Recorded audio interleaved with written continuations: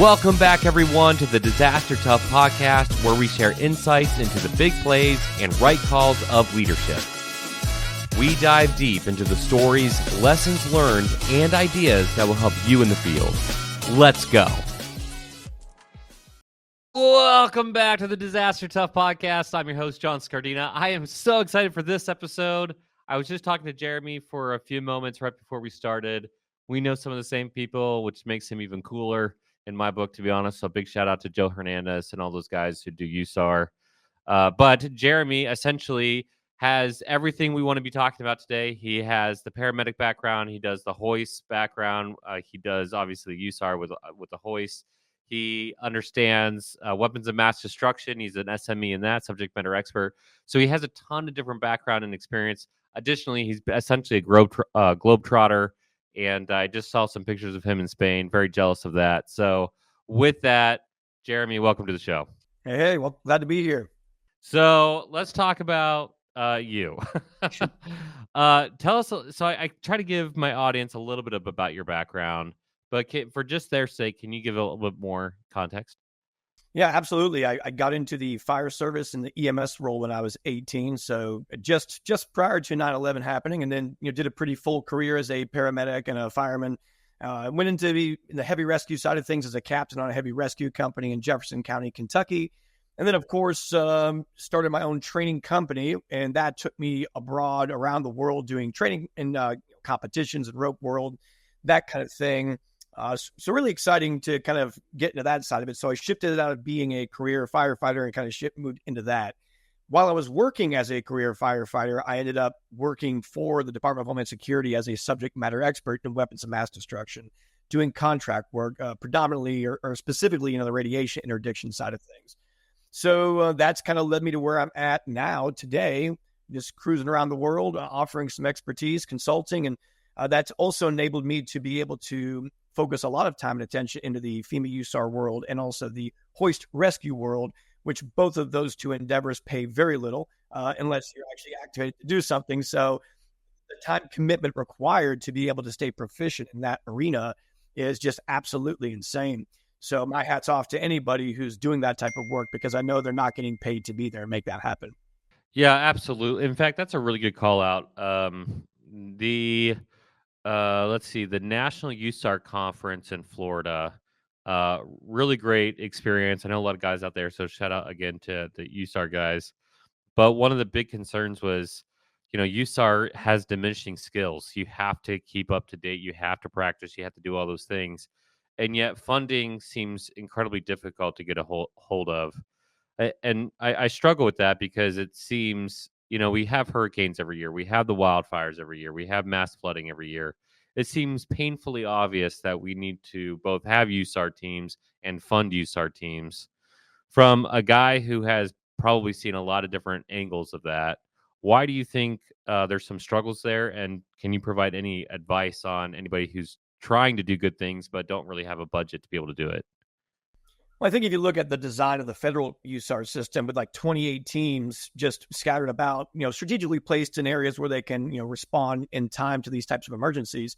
If you were to try to fund an effort of that size full time, the amount of money it would take to do that would be enough for a defense budget for a small country. So I think that the only way that we could move forward in making a full-time urban search and rescue response would be to trim that fat down a little bit and say, let's focus on a West Coast team, a Southern team, an East Coast team, and a Central team, and let's fund those as Type 1 USAR teams every day of the week, twice, every day on Sundays, make that happen, and then supplement that with the augmented side of the FEMA USAR or the State Urban Search and Rescue Network as well. The funding is never going to be the priority for urban search and rescue because it's kind of like in the emergency management world, we have response and we have recovery. And that response phase is so tiny compared to that recovery phase. We just demobilized from Hurricane Helene. I'd been there for 4 weeks since in Asheville, North Carolina. And, the Instagram videos, the YouTube videos, the TikTok videos were just of rescues happening were just full-fledged up until the point where we shifted into that recovery mode. And now it's pictures of road crews doing what they need to do. And that's going to be what we see on social media for the next 6 months is the repair, the getting back to normal. So I think that even though the work that is done is completely, it's life-saving, it's critical work, It doesn't get the highlight that the federal government's looking to see to be able to say, let's spend X amount of dollars to fund this 24/7. It's a very expensive endeavor to have a Type 1 USAR task force on the road for 2 weeks on a deployment. The L3 Harris Extreme 400P radio solves problems and is specifically designed for emergency services. How do we know? We field tested it with medical, urban search and rescue, and collapse and confined structures. This radio is amazingly tough. Check out the L3 Harris Extreme 400P radio at l3harris.com right now. How do you spell Doberman Emergency Management? EOP, OEP, HVA, HMP, Thyra, TTX, Drone, PDA. Whenever you need an expert, Doberman Emergency Management field experts are there for support. Contact an expert at DobermanEMG.com today. Sure, and I appreciate that as well. So thanks for the context. And it'd be interesting to talk to you about North Carolina as well, because the amount of mis and disinformation out there is just wild. I think friend of a friend, there was a Vermont USAR team out there, and there was some other of my buddies out there, and so it'd be interesting to hear your perspective. But essentially, like the national IMAT for emergency management, FEMA, that's that same kind of model, right? There's 3 or 4 teams. They've switched that around. They've rebranded it. I was on the West team. It's now the Red team. It is. They keep changing that stuff. But, I'm all for augmenting with state teams. I was at a training with USAR maybe 3 or 4 years ago now, maybe 3 years ago. And I was talking about Hurricane Harvey. And to my knowledge, during that time, because of Harvey, Maria, and Irene, like everybody was deployed. And at the training, a majority of the people in that training were not deployed. And I was incredibly shocked by that. And so I think the idea of more condensed teams and augmenting state teams who want to get out there, who don't deploy for years at a time, that also make that pitch. From a marketing standpoint, you got to show the video of the hoists. I mean, Yeah. maybe like a line item budget person doesn't care too much, but the politician does. Yeah. And that literally could win or lose elections, as we just saw. Yeah, absolutely. Yeah. And I think another big drawback to getting resources where they need to be is probably the education that goes into the EMAC system, the Emergency Management Assistance Compact. I mean, all 50 states are a part of this, but we have an online system known as MASS that we don't utilize, and you can literally put your mission-ready packages into this program for free and have all these prices clearly outlined on what your jurisdiction would cost another state or requesting agency to be able to get this asset moving. So the delay in getting EMAC requests out, fulfilled, and back, because we don't do a lot of training in that process, causes a lot of these assets to stay stagnant and never get on the road. Like if I am a regional coordinator for a swiftwater rescue team, and I tell you I can provide you 3 Type 3s, water search and rescue teams with boats, with people, meeting the NIMS typing that you need to see. My next question is, how do I get these people to you, and how do I make sure that you're going to get me paid for that? And that process is known by several people in emergency management, but it doesn't trickle down into those actual team coordinators, those team captains, those team task force leaders, if you will, that may be responsible for getting those assets up and moving out the door. So that disconnect leaves a lot of assets on the shelf scattered throughout the United States, because we are asset heavy in this country. And if you go to, just being down in Asheville, like seeing people there from Utah and seeing people from Washington State and California, that's a pretty long trek to come help do some water rescue or water recovery. And any team in between Washington State and Asheville, North Carolina, maybe didn't get deployed because of just a folly in the EMAC or the MRP request system.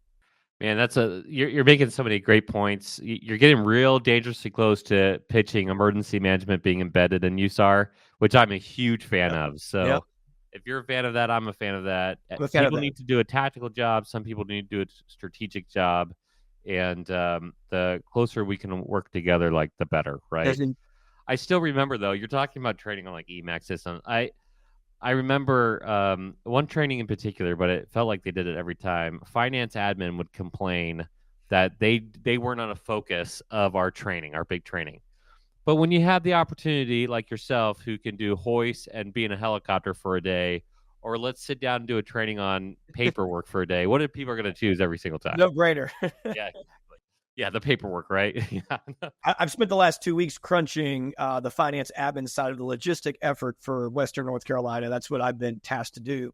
So I've been sitting there, I mean, just literally spreadsheets and, tallying everything from, what is this comfort care station going to cost the state? And how do I itemize this? And how does this vendor invoice for this? And it's painstaking, but that is what buttons up the back end of the response and into that recovery, getting back to normal.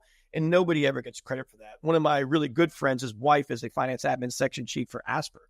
And, the work that she does to be able to, get people paid and to get money moved from this pot to this pot is the lift it takes to make that happen with all the bureaucracy and all the red tape is absolutely astronomical to even fathom.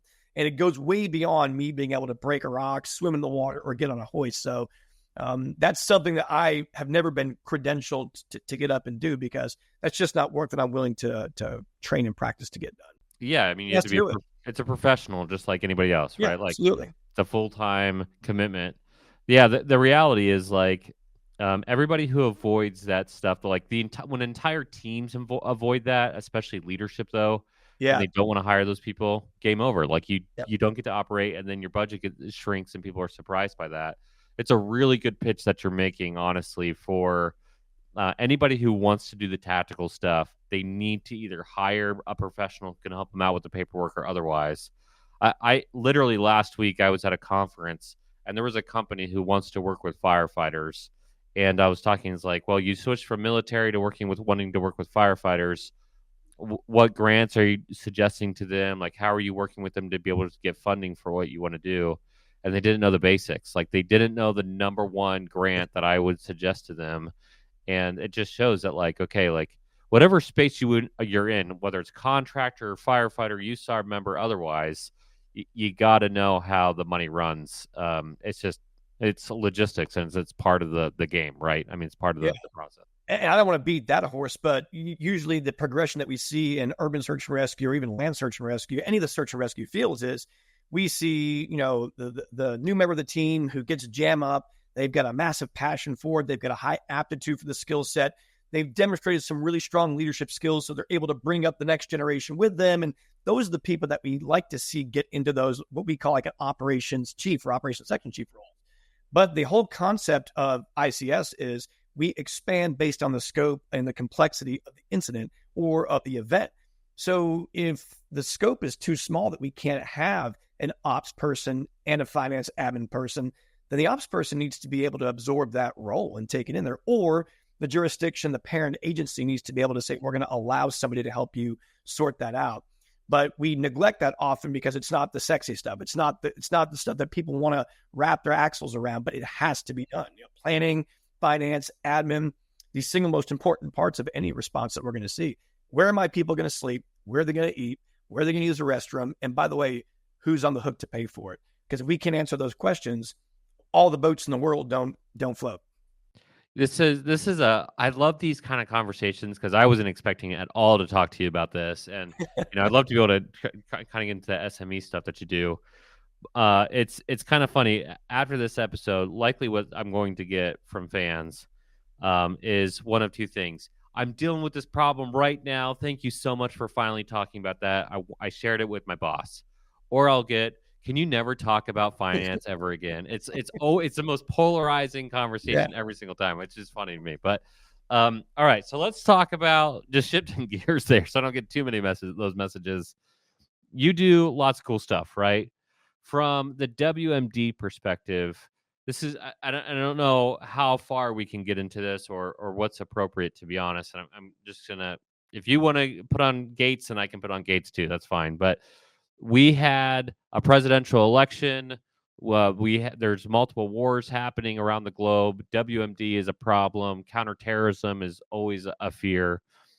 From the perspective of prevention and mitigation, what can the field be doing, and what resources should they be tapping into? Because I'm assuming with any time that you have, something on this scale happening, some idiot wants to hurt other people in this perspective. So what would your advice be here? I think interagency operability is the hallmark of a good, counterterrorism program. And a lot of people don't play nicely with each other, even in this post 9/11 world that we're living in, where all of the money is available for you to get anything that you want. Oh, we'd like to have PRDs. We'd like to have spectroscopic radiation detection. We'd like to have type 1 RIDS. You put a grant in for Homeland Security, funding, you're going to get the items that you need. I wrote a grant for a boat, a Seaburn patrol vessel in Jefferson County, and they awarded it to us almost $1 million because we needed to have some type of maritime resource that was outfitted with gamma neutron detection and the ability to be able to do the interdiction mission, because nobody was doing it. There's no lack of money or support from the federal government. It's where the rubber meets the road that people are not showing up at.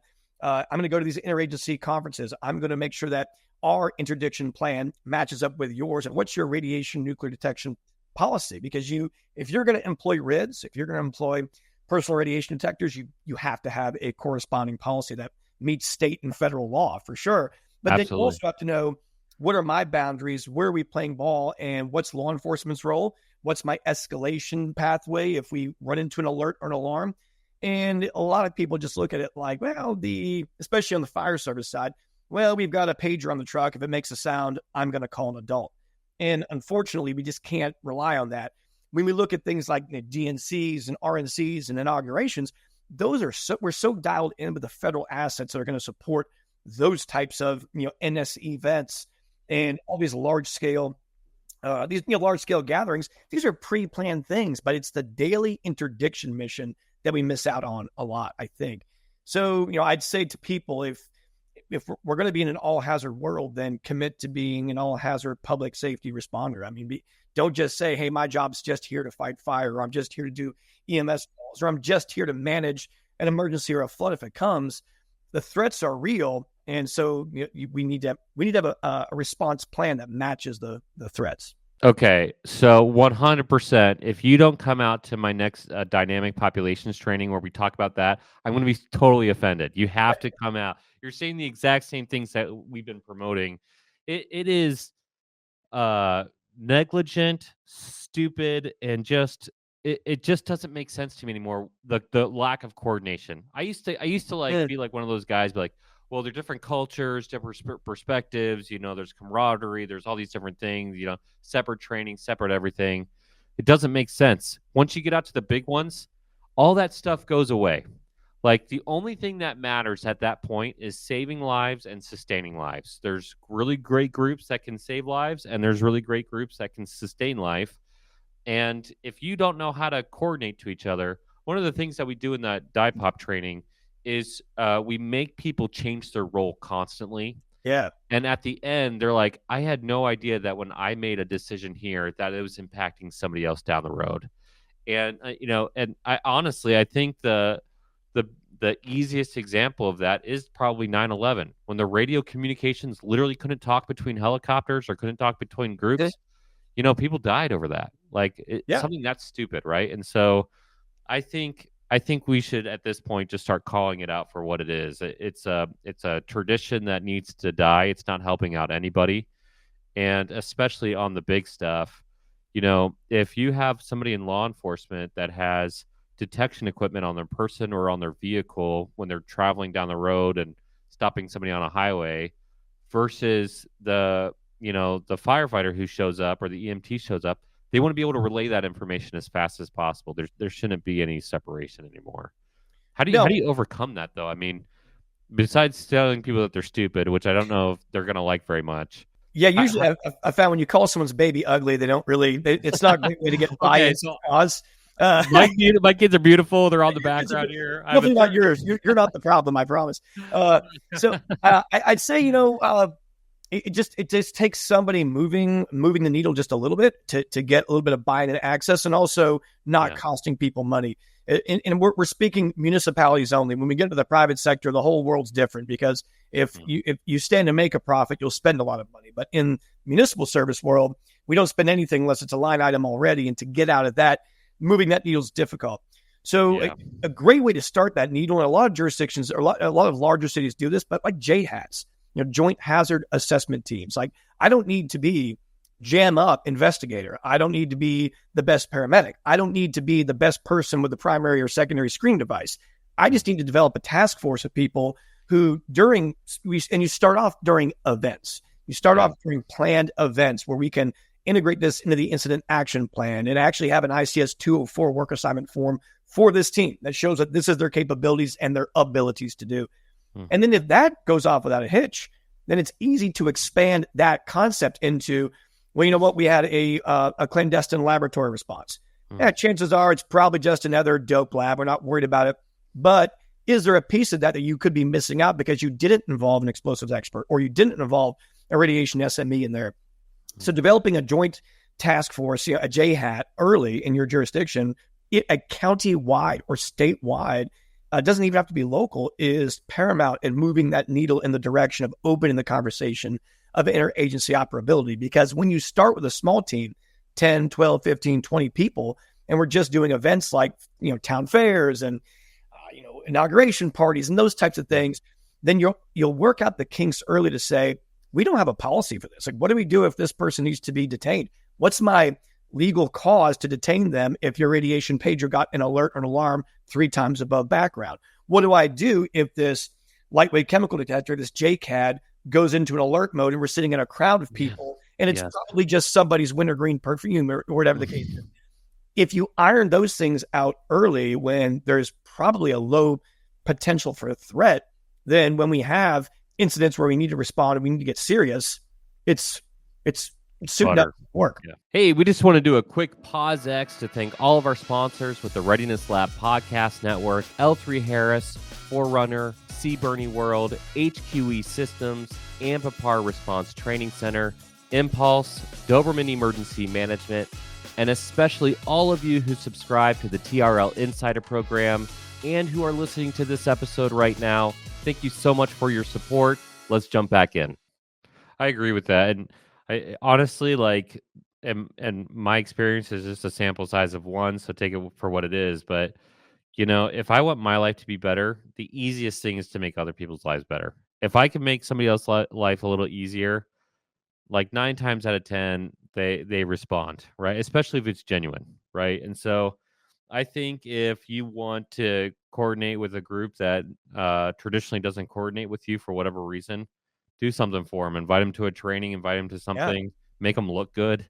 That's like the easiest thing, right? Pump them up, make them feel good about themselves. And I do that same trick on my wife all the time, by the way. I just try to make her feel good and my life gets better. And, here you go. But I think you're making excellent points here, right? Like this is the future of emergency services all the way, is that interagency coordination, collaboration mindset. I'm going to ask you a controversial question that I like to ask first responders specifically about emergency management. And you can tell me I'm stupid. I won't be thinking you're calling my baby ugly, so that's fine. But I can't think of another industry, and I actually left this industry. I was in the tech world for a little bit, where strategic answers to tactical. If you're talking about coordination, collaboration, you're talking about bringing people together. You're talking about somebody behind the scenes working everything so the tacticians can do their job without hesitation. Why should emergency managers report to a fire chief or a police chief? Why isn't it the other way around?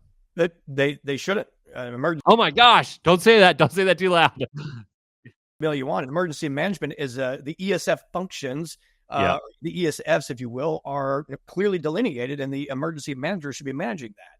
Yes, I think I can answer the question why it doesn't happen though, and this is the sad reality: is we have adopted a culture of certification and versus qualification. Like how many people at our local emergency management level don't harness or carry or have a local position task book system to be able to credential you to do it? Like, and we see this in the rope world a lot. I'm a rope rescue technician. Great, man. Tie me blank knot. Well, I am on paper. Like, so you're certified. Yeah. You're not qualified and you're not capable and you're not able.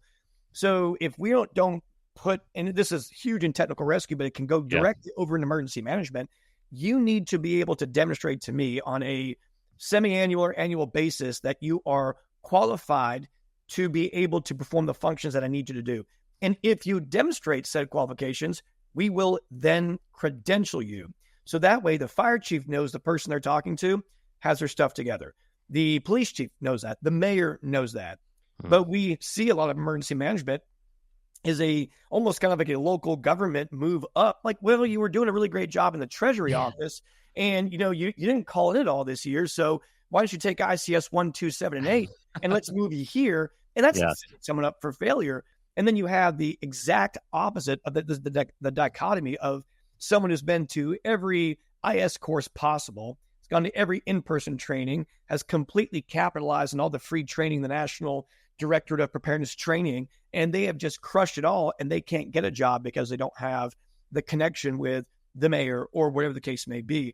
So until the political, political subregimes within different localities change a little bit, you're going to not have the quality of people in those roles that you need to have. And if I was a fire chief and my job was to protect the public and the firefighters working for me, I don't want to entrust any control to anybody that I don't assume or know to be qualified and credentialed to do the work that I want them to do.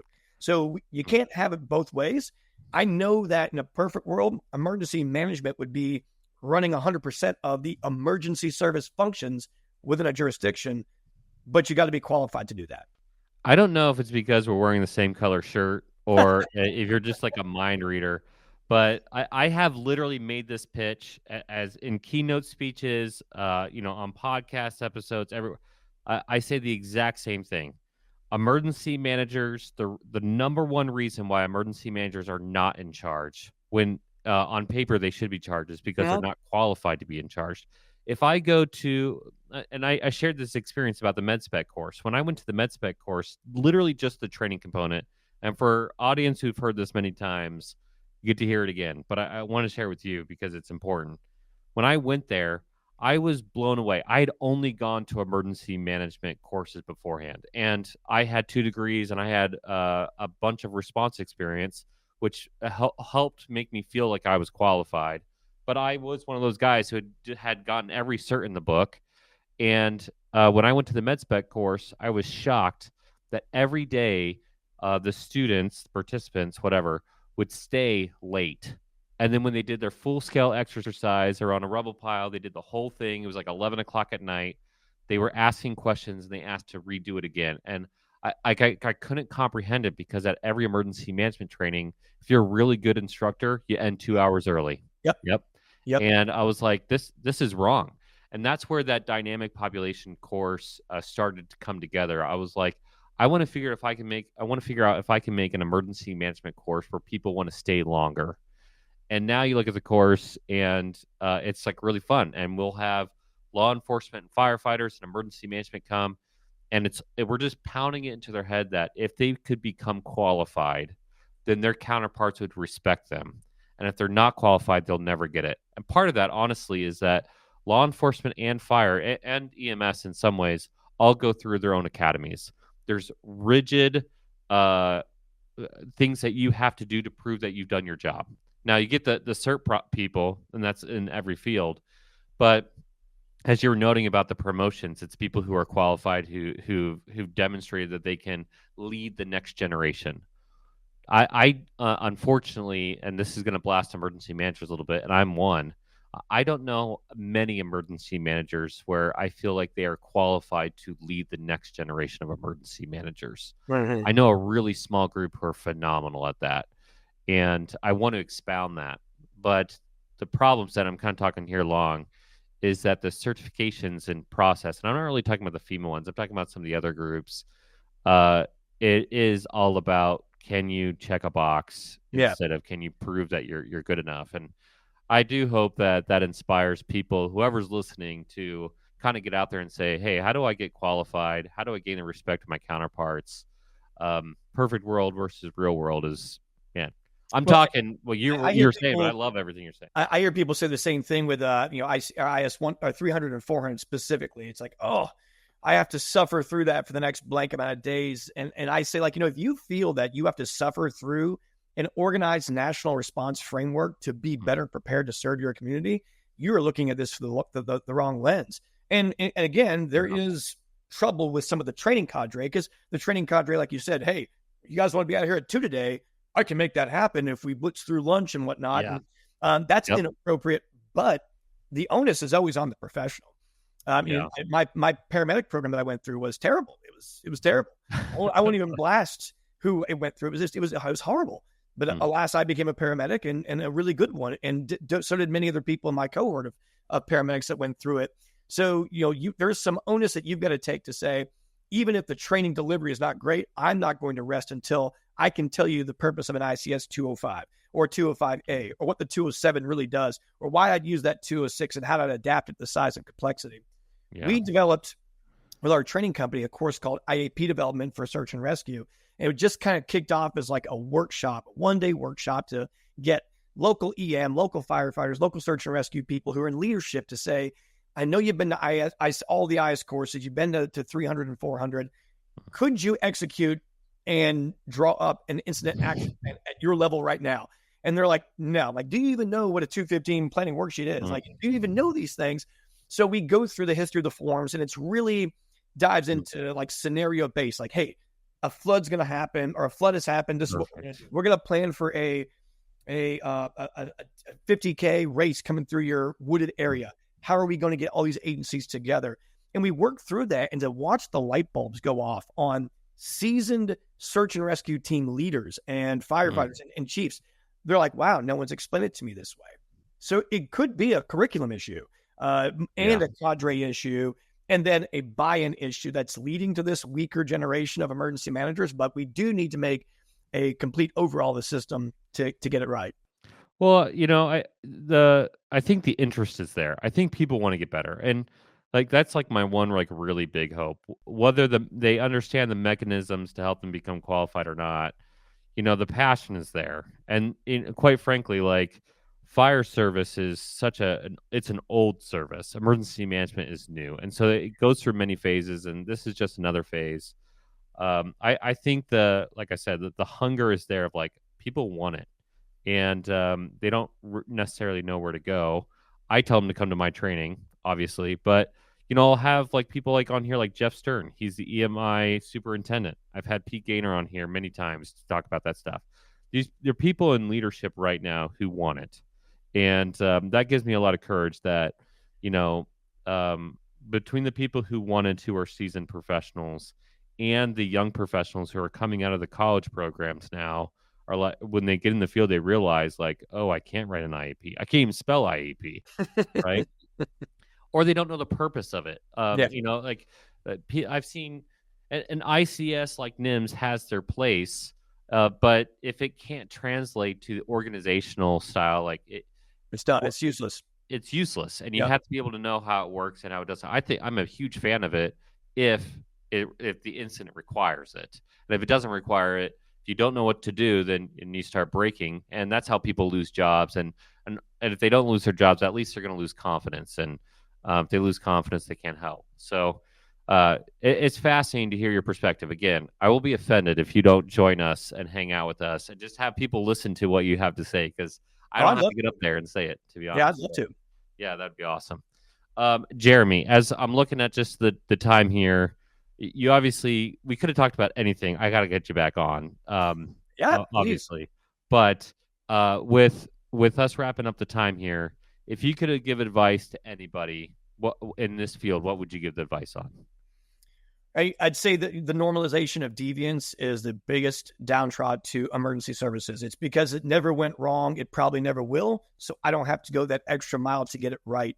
And if you look at the most high-performing municipal government bodies and agencies like our Special Forces Division, they practice everything until they can't get it wrong, not until they get it right.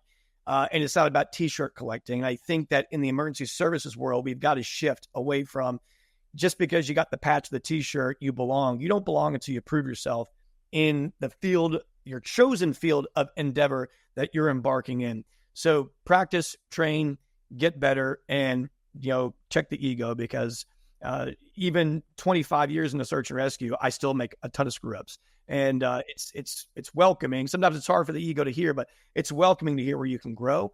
And I think that we've built up some pretty solid walls because we have some really big shoes to fill when we go into emergency work.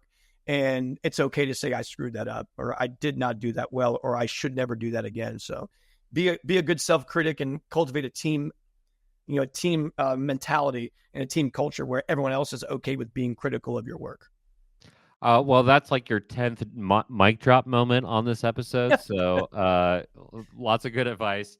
Seriously, Jeremy, thank you so much for coming on, talking to me. I'm, again, big fan of everything you're saying, especially the training piece. I hope people get the training they need. I hope they can become qualified. I hope they can practice. I hope they can reach out to their counterparts. And ultimately, I know all those things save and sustain life. So, again, everything you're saying, true expert. Thanks again for joining me on. Great to be here, John. Thanks a lot. All right, everybody. I got to do that. Shameless, like and subscribe. If you like this podcast episode, you got to like and subscribe. It's the fastest way we know. We always post this on social media, so if you have questions for Jeremy or you like this episode for whatever reason, you can send it out there. If you have a specific question for him that you'd like to share privately, you can send it to us at contact@thereadinesslab.com. We'll forward that on to him, and we'll see you for the next one. Peace.